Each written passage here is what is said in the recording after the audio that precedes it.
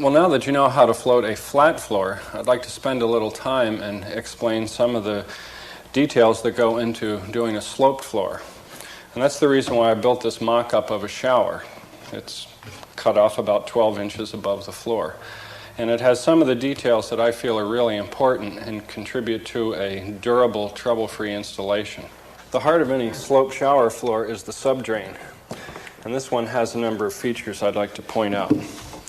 First of all, it comes in two halves that allow it to clamp over the pan material. And it's done so by these three bolt holes.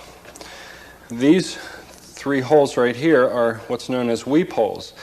And they allow any moisture that gets underneath of the tile and through the grout joints to flow back into the drain. Now, I hear a lot of complaints from homeowners who talk about their white grout on the shower floor being continually dirty in spite of their best efforts to clean it. And one of the main reasons for that is because the weep holes have not been given a chance to work properly. In order for that to happen, the pan has to be sloped so that any water that gets through the tile or the grout joints and into this mortar bed, it has to have an opportunity to run into these weep holes. And if the pan isn't sloped, the water just sits there and stagnates and causes discoloration. And the easiest way to slope that pan is to float a sloping mortar bed on the subfloor. And that's the reason why I've nailed in these ledger strips.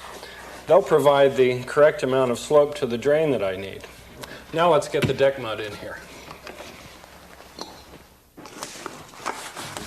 The mud I'm using here is the same deck mud I used for the flat floor. Although since the cross-section is slightly thinner, I'm using a little bit wetter mix. That way it'll spread easier around the thin spot around the drain. Once again, it's a question of distributing the mortar, compacting it, and then screeding it off. Before I can start screeding, I need to first expose the tops of the ledger strips. Now, I arrived at the height of the ledger strips by taking the recommended 1/4 inch per foot of slope and translating that out to the distance farthest away from the drain frame. Thus, by using a variety of different length straight edges, one end held against the ledger strip, the other end held against the drain frame, the entire floor can be sloped.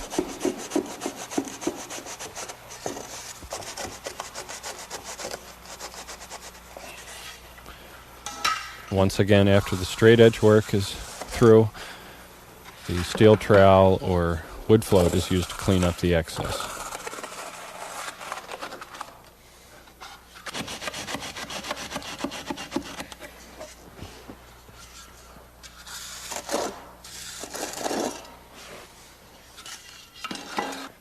As a final step, I use the wood float to provide a smooth surface and eliminate any low spots between the perimeter of the shower and the drain.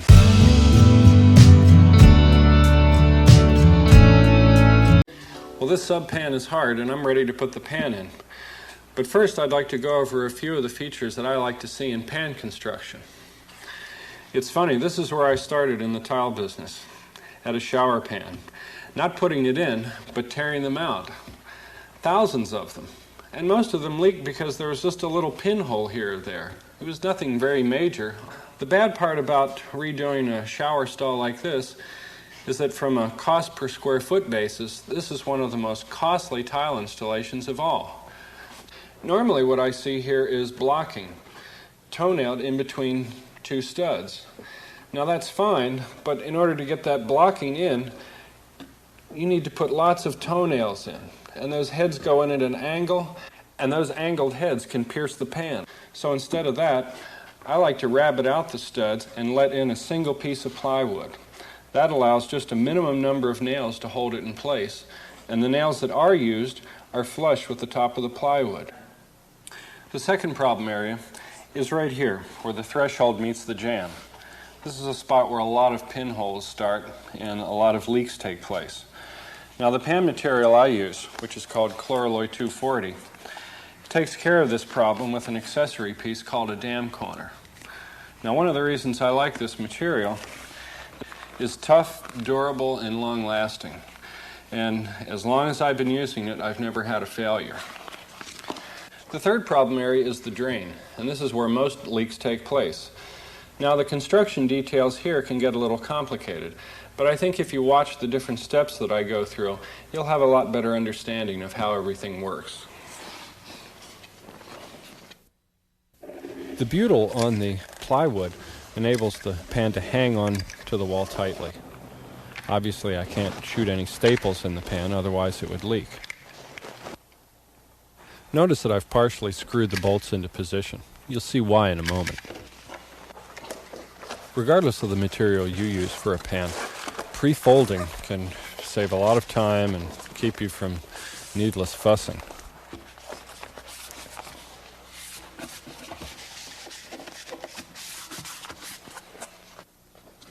There are times when it makes sense to do your cutting after the pan is positioned, like this threshold area here.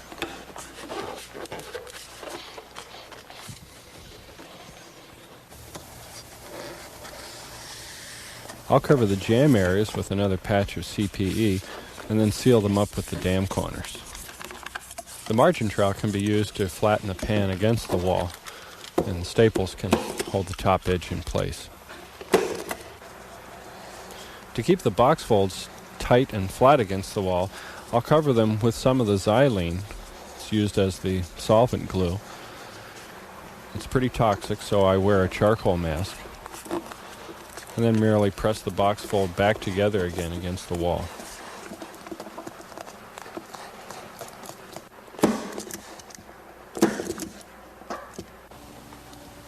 To reinforce the pan at the drain area, I've added an extra piece of CPE, and you can see now why I screwed in the bolts.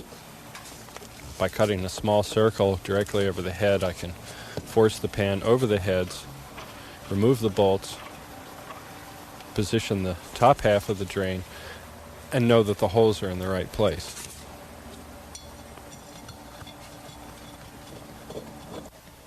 And to keep the weep holes from clogging with mud, I stack some tile spacers over top of them and hold them in place with a little bit of mortar.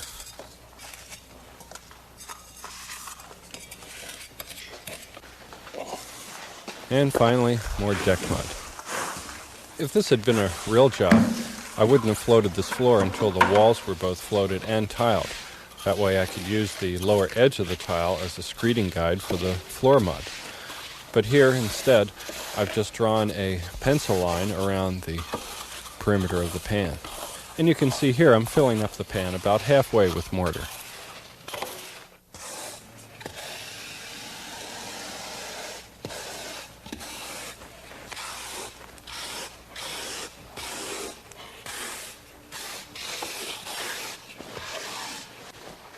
Once that's done, I can install the reinforcing mesh.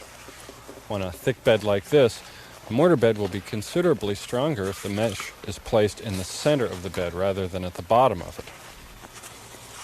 Here I can hold the wire down with my hand until the mortar locks it in place.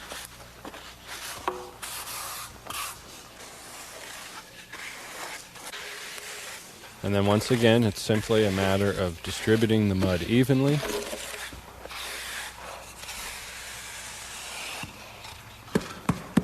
packing it down and compacting it in place, and then finally screeding it off.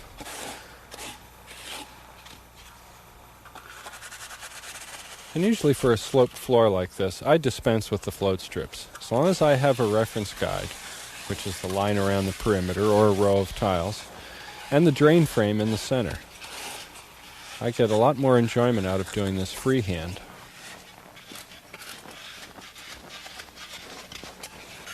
The finished pan should have a perimeter that's level with uniform sloping towards the drain. And at this point, this floor can be tiled like any other surface. But because of its shape, you get much better results by using smaller tiles. Now I can lay out the flat floor, but first I need to cut some tiles.